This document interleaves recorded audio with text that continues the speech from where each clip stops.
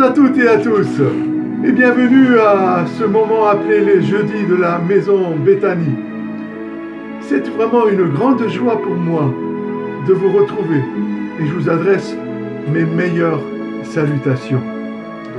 Je voudrais, en introduction à ce moment, préciser que mon intervention a été inspirée par différentes lectures que j'ai faites ces jours-ci. Feuillets de calendrier, méditation sur des sites, livres.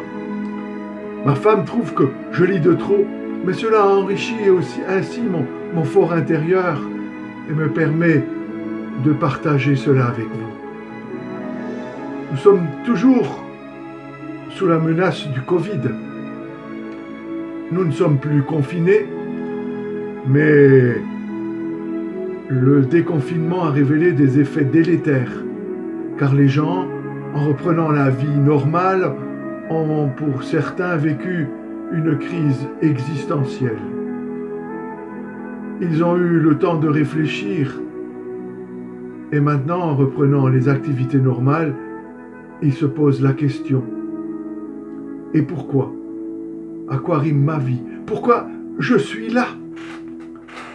Trouver le sens à sa vie, c'est donner le moteur profond de notre vie, ce qui nous anime, ce qui nous oriente, nous pousse à agir d'une façon plutôt que d'une autre, et ce sur quoi nous pouvons nous appuyer quand tout va mal. C'est dire, je le reconnais, que c'est une question importante. Nous pourrions dire qu'elle est même constitutive de l'être humain, de ce que je suis. Nous pouvons être tourmentés par ce problème. Et combien de personnes le sont, peut-être vous-même, au point d'avoir un réel mal-être et traverser une crise existentielle. C'est vrai qu'une vie dénuée de sens amène la dépression et parfois même le suicide. Le Covid a fait que la mort et la souffrance sont survenues de manière brutale dans nos vies. Nous souhaitions tous être heureux et tous nos efforts visent à ce but. Mais voilà, la vie est éphémère, terminée parfois par un décès survenu trop tôt ou de façon trop brutale. De plus, reconnaissons-le, les souffrances viennent régulièrement jalonner nos quotidiens. Et quand le bonheur semble fuir sans cesse, quel sens donner à l'existence, mes amis ? Est-ce que je suis à la bonne place ? Savez-vous ce qu'a dit Einstein à la fin de sa vie ? Écoutez bien, lui, un des plus grands savants du XXe siècle, disait à la fin de sa vie, je le cite, « Si je devais recommencer ma vie, je me ferais plombier ».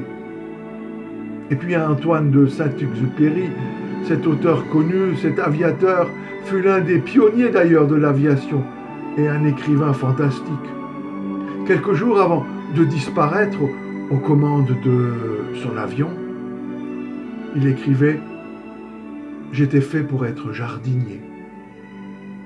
Et puis Salomon, que tout le monde connaît, parce qu'on connaît ses proverbes, mais Salomon, auteur de beaucoup de textes, était le souverain le plus brillant de son temps par sa sagesse et sa fortune. Et il écrivait au soir de sa vie, « Je me suis tourné vers toutes les œuvres que mes mains avaient faites, et tout était vanité et poursuite du vent. » C'est écrit dans l'Ecclésiaste, au chapitre 2, verset 11. Et voilà des hommes célèbres, mais désabusés à la fin de leur vie. Quelle signification donner à une vie dont la seule perspective d'avenir est de finir dans la douleur, la pauvreté peut-être, et surtout le non-sens. Nous pouvons même tout avoir au niveau matériel, ne pas avoir subi de traumatisme, mais pourtant ressentir un vide intérieur, incommensurable, qui nous happe en dedans, nous prend toute notre énergie. Des questions reviennent sans cesse. À quoi ça sert de vivre ? La vie a-t-elle un sens quand je souffre tant? La vie vaut-elle le coup de se battre quand tout semble perdu d'avance? Quand j'ai perdu tous ceux que j'aime? Quand j'ai perdu tous ceux que j'aime? Certains penseurs essayent de nous aider en disant tout simplement: c'est à chacun de donner un sens à sa vie. Débrouille-toi, essaye de trouver une raison d'être. D'autres penseurs non-croyants disent: il faut aimer la vie malgré tout. Mais ça ne tient pas face à la souffrance. Et je l'ai côtoyé, la souffrance. Et les gens se posaient la question: mais qu'est-ce que je fais là? Les religions monothéistes invitent à suivre une loi et dirigent les regards, les efforts et la vie des croyants vers le divin et l'au-delà. Alors le croyant est pris dans une communauté qui lui donne appartenance et sa vie de devoir dirige son existence vers un but meilleur. Tout est codifié. Il y a des temps de jeûne, il y a des temps de prière, il y a des temps pour ceci, il y a des temps pour cela. Je ne peux pas faire ceci, je ne peux pas faire cela. Et au bout d'un moment, on se sent emmuré, privé de liberté. C'est le cas des sectes. Je précise qu'il faut noter, et avouons-le, que le christianisme, s'il est vécu comme un système religieux, n'échappe pas à cette règle. Mais, et c'est là l'extraordinaire mais s'il est vécu comme une expérience d'une relation personnelle avec Dieu, alors il apporte une vraie réponse à la question du sens de la vie. Ce qui donne sens à la vie, c'est l'amour, nous dit la Bible. L'amour de Dieu pour nous. L'amour que Dieu a manifesté en Jésus. La Bible n'y va pas par 4 chemins. La meilleure manière pour un humain de trouver le sens à sa vie et d'être heureux et de vivre dans la présence de Dieu. Vouloir mener son existence sans Dieu, c'est entretenir une liberté et une autonomie souvent illusoires. C'est risquer de marcher sans boussole, de vivre sans projet, de devenir esclave de ses pulsions, de suivre bêtement le troupeau. Vivre avec Dieu et pour lui, ce n'est pas renoncer à sa personnalité. Au contraire, c'est s'épanouir pleinement en trouvant sa place dans le grand projet de Dieu pour le monde. Oui, Dieu a une place pour vous dans son projet. Nous avons un homme dans la Bible qui s'appelle Lévi. Il est péagé. Il n'est pas aimé parce qu'il soutire de l'argent aux gens. Et voilà que Jésus vient vers lui et lui dit: toi, Lévi, suis-moi. Et cet homme va suivre Jésus et trouver un sens à sa vie, car Dieu sait ce pourquoi nous sommes créés. Lévi reconnaît le Fils de Dieu, va écouter sa parole et le regarder comme l'envoyé du Père.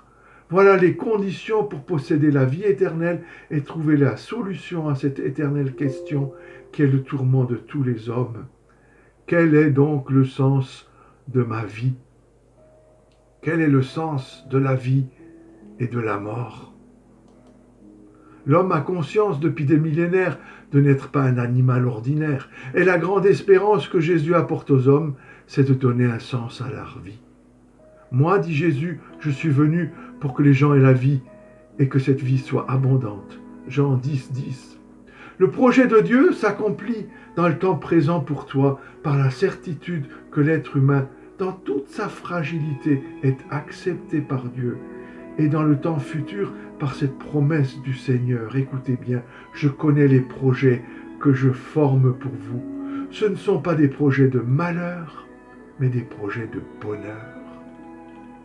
Alors aujourd'hui, je nous invite à écouter la voix de Dieu, qui dit à chacun: toi, suis-moi. Et Dieu vous révélera une voie, vous indiquera un chemin, comme pour Paul qui fut arrêté dans sa course folle, croyant que le sens de sa vie était de défendre son Dieu par le meurtre des opposants. Et Dieu l'a rencontré. Et par la suite, il y a eu comme des écailles qui sont tombées de ses yeux éblouis. Et Dieu lui a donné un sens à sa vie, celui de faire connaître Jésus le Sauveur par tout le monde de l'époque. Et toi aussi, Dieu te proposera un sens à ta vie, une chose à réaliser, même si tu es cloué sur un lit de souffrance. Dieu a un projet de bonheur pour toi. Alors aujourd'hui, arrête-toi et mets-toi à écouter la voix de Jésus. Je te souhaite de tout mon cœur de trouver avec Jésus la voie dans laquelle tu te réaliseras complètement, celle qui révélera ta vraie personne, telle que Dieu t'avait créée. Oui, je vous souhaite cela de fond de mon cœur. Et je vous adresse mes salutations les plus sincères et vous envoie mon baiser de paix. Que Dieu vous accorde sa paix, qu'il illumine votre vie et que vous puissiez trouver en lui le sens véritable de votre vie. Quel bonheur quand on rencontre Jésus et qu'il nous indique la voie. Oui, je vous accorde ce témoignage, c'est merveilleux de connaître Jésus. Alors que Dieu vous accorde sa paix, qu'il illumine votre vie. Alors, et je vous dis à bientôt. N'oubliez pas, vous êtes important pour Dieu. À bientôt.